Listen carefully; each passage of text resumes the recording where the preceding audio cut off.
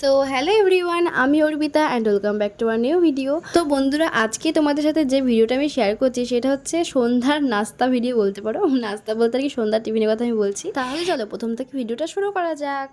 তো গাইস, আজকে আমি বানাবো হচ্ছে চিকেন স্যান্ডউইচ, আর তার জন্য আমি সব কিছু তোজোর কিন্তু শুরু করে দিয়েছি।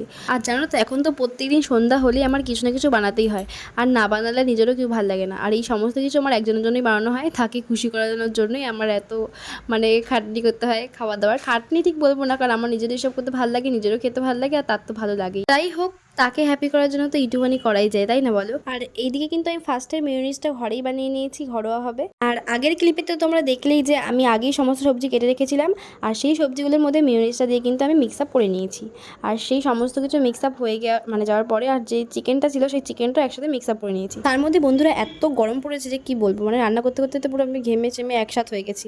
আর তার মধ্যে তো এগুলো করতে আমার খুব ভালোও লাগে, তাই আর কিছু মনে হচ্ছে না। যাই হোক, এদিকে কিন্তু আমাদের পুরো সব কিছু রেডি হয়ে নিয়েছি, আর পুরো সাজিয়েও নিয়েছি। দেখতে যতটা সহজ মনে হচ্ছে ততটা কিন্তু সহজ ছিল না, খেতে কিন্তু খুব ভালোই লাগলো, সবাই এটা বলেছিল আমাকে। আর এই যে স্যারও এখন খেতে চলে এসেছে, খুব তাড়াহুড়ো করে খেয়েছে বেচারা। আর এই স্যারের জন্যই আমার এত কিছু করা।